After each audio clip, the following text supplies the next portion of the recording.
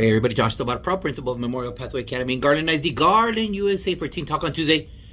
Teen Talk on Tuesday, where I go to my customer right there. You see that young lady there? She has a very nice smile, very calm. Very calm, right? Very calm young lady, very focused. But you see, she's 21st century and I'm 20th century. And the fact is that in education, we don't talk to you. We don't ask you your opinions. We don't go into that brain and say, hey, how can I better help you? How can we improve the system? We just tell you, do this, darn it, right? But the thing is, we need to help you get over chapter 1 and go into chapter 2, which is the second stage of your life after high school. So I have this awesome Jaguar. Her name is? Kayleen Ortega. Kayleen Ortega. Welcome to Teen Talk on Tuesday. And remember, there are no wrong answers because it's all your opinion and we just want to hear from you, okay? So let me ask you, what's one of your goals in life, Kayleen? One of my goals is to help maintain my family financially, help them so I can retire my parents. Oh, nice. What do you like? What would you like to do when you go into a profession? What kind of field are you interested in?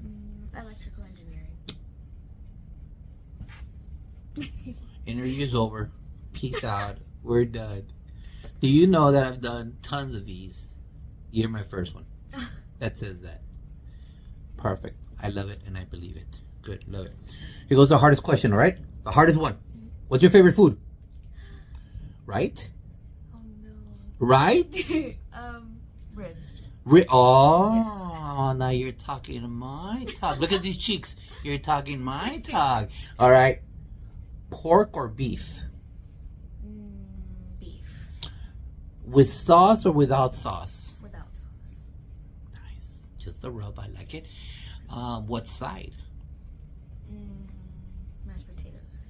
Okay. All right. I'll take okra, but okay. Got you. All right, we're good. Yeah, I like that. You're my first beef rib one. Got you. All right, good. So let's go into your memory files. Let's go into your memory. Who has ever been your favorite teacher and why? Ever? My kindergarten teacher, Miss Castro. Miss Castro in kindergarten. What school? Armstrong. Armstrong. Why was Miss Castro the bomb.com? She was the first person to ever help me learn English. Nice. How did she make you feel? I mean, how did she do that? Because it's not easy in kinder. No. It's not easy. Yeah, she would just encourage me to not be embarrassed about any accent I had when I was young. Perfect. Awesome. So Miss Castro at Armstrong, let's give her a virtual high five. Psh, good job. Okay. You know, when you got to your high school, it starts like in 8th grade, but really it happens in freshman and sophomore year. You got these kids walking around the hallway, not going to school, walking around showing their underwear and flip-flops with earbuds, with their hoodie on. And then teachers or counselors or security, where are you going? Oh, we're late for class. And then what do? They go and they hang out in the bathroom, smell pee and poo. And they scroll on their phone for hours. And they, or if you're like at one high school, you go to a little park behind it. Or you go to another high school, you hang out in the Taco Bell, in the little hallway, in the little alleyway and do ugly things. And you know what I'm talking about, right? Or you go to another high school, there's like a little trail on the side. I know everything. I know all the drama. So my question to you, Kayleen, is this: why do you think kids do this? Why do you think they ditch school? I think most learn by example. They hang out around people that do it, and they think to fit in they have to do it. To fit in. Yes. Agree. Especially at that age, right? Yes. And then you see kids that, and then what happens is, I think you could agree with me. If not, tell me. But when they're freshmen, the sophomores learned that when they were freshmen. So they run into the kids that used to be together in 7th and 8th grade in middle school. So they meet up with their old friends from middle school and like, oh no, fool, come on, man. You could ditch that person's class. Oh, you could, right? Yes. So it goes exactly with what you said about that. All right. I agree. They just follow the leader, follow the leader, right? Yes. All right. The fact is this. I'm an old guy, and I've noticed that in your whole career from Miss Castro all the way to your electrical engineering, you're not going to have a lot of great teachers. Great. That inspire you. You know, you're not going to have a lot. Maybe 3, maybe, that truly connect with you. To be considered a great teacher, in your opinion, what must you be? What must you do? You have to be interactive with the students. In any way possible, try to start a conversation since you don't know what's really going on in their life. You need to understand them a little bit more. Agreed. Connect with them, right? Yes. So don't be superficial like, hi. Yes, exactly. That don't get you anywhere with any human, right? Yes. Any human. You got to be more. I agree with you 100%. From whoever it is, your grandma, your mom, a coach, a teacher, your pastor, I don't know. What's some of the best advice you've received? Don't take one negative comment to heart compared to 1,000 positive comments. Yes, so exactly right. Yes. You can't let one toxic person bring you down. Mm-hmm. Love it. Exactly. So I just and we all know that the high school you came from, especially in Garland, all the high schools have like at least 2,500 kids. Mm-hmm. Like Saxe High School is like 3,000. North has like 3,000. You had these huge schools, right? Yes. And normally in those big schools, you've got maybe 5 or 6 assistant principals, one principal. What do you think those administrators can do to better help so many kids? What can they do? Because they have more authority, right? Yes. They have more, air quotes, power. What can they do to help so many hundreds of kids? Give students more information for help that they need. Like, certainly, mental health is really important in schools, and it's sometimes overlooked or ignored.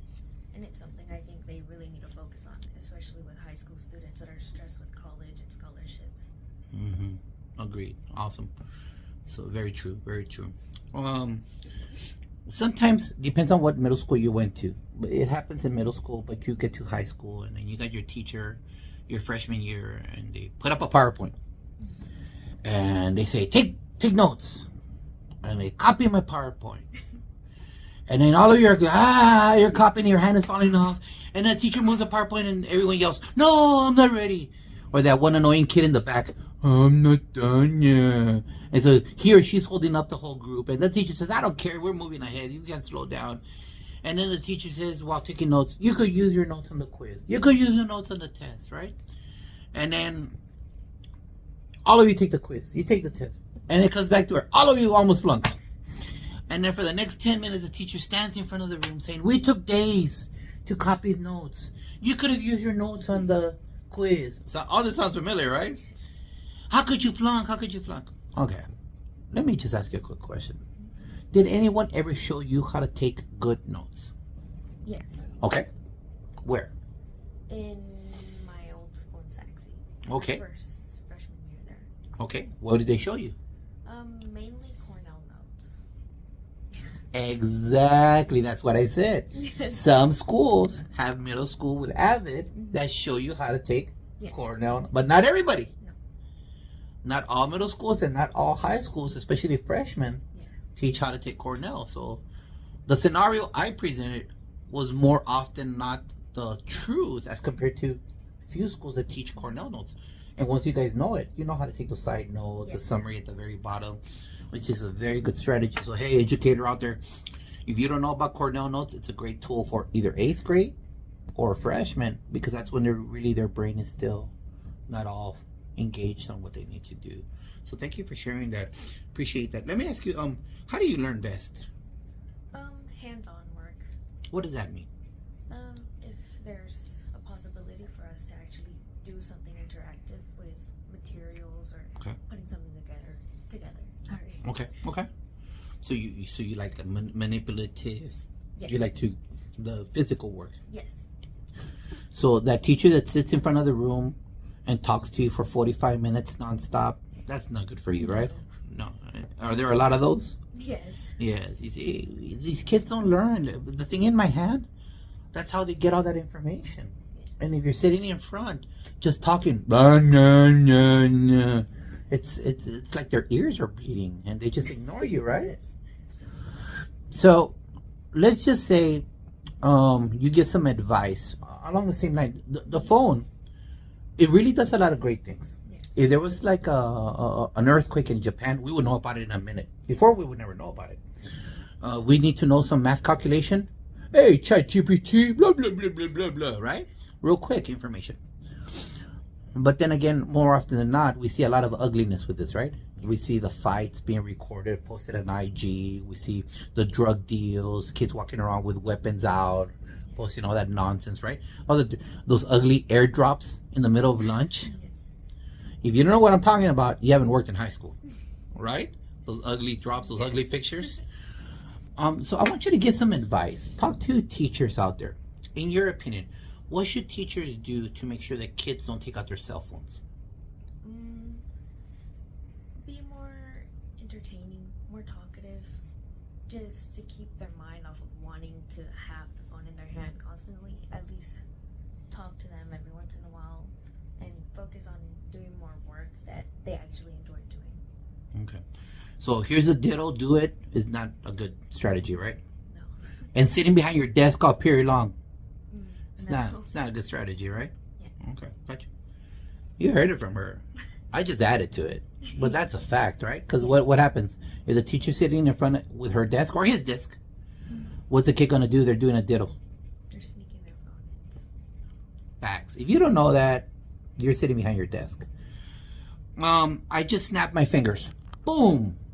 And I rubbed the magic lamp, and Will Smith came out, and Alibaba, and the genie, and I made you a principal for a year. You have all the money in the world. All. Doesn't matter, okay? You never have to pay it back. And you have a school. What would you create for kids? What do you think kids need nowadays? I would create a little room where they can go and relax a little bit in stressful moments, stressful situations, because I know it's really hard being young and having to juggle a lot of family problems and job problems and money issues. They sometimes just need to wind down and take a break. Okay, so a lot of, like you mentioned earlier, a lot of those health-related support systems for kids that are coping, how to cope, kind of stuff. All right, got you. Would you get like a therapist in there? Would you get like counselors in there to help them out? Would you just do the actual room, or what would you do? I would prefer to have therapists in there that can help them find ways to cope with any problems they have. Okay. I dig it. What are you grateful for in life? My family, my parents for taking care of me for so long. Okay. All right. Cool. Tell me 2 things that you like about Memorial Pathway Academy. I love how interactive all the teachers are. They ask questions. They keep updated with your actual life, and they're actually interested in what you want. And they're very supportive with asking questions. They encourage it. They encourage you to fix mistakes instead of just ignoring it. Perfect. Awesome. I want you to coach me. Give me some advice. How can I make the school better? What can I do? Well, I'm not sure there's much. The school is great, but maybe for more hands-on works for the kids, since being on the computer is tiring sometimes and strains people's eyes. Okay. What are your ideas since you're on that end? Well, and I like it. You're true. I tell, when kids misbehave in that hallway, right? Yes. They send them to me. And so I'm here, right? Yes. But then I tell them, I understand you, because I could never do online classes. Yeah. I don't have the discipline. Plus, us blind people, right? Yes. It tires us. Hard. It tires my eyes, and it does give me the sleepies. And the kids that fall asleep watching, I understand it. I understand why you get sleepy. Not that you were gaming till 2 a.m. I know that. But if you're just watching a screen for 4 hours, it's not easy, right? So when you say that, do you have an idea of how we could incorporate that? If you don't, that's fine. But do you have an idea of how that could be incorporated? Maybe give students an opportunity to just come out as a class and walk around a bit at the school or outside. To take a little break from staring at the screen for so long. Okay. I'll think about that. But other than that, you think we're okay? Yes. Okay. I just gave you the Black American Express card. You don't have to pay it back. You could travel anywhere in the world. Anywhere. No me importa donde. Anywhere. Where do you want to go visit first? My home in Mexico. San Miguel Allende. See? Yeah. A lot of family there? Yes. Yes? Everyone's there. Well, there you go. Okay, there we go.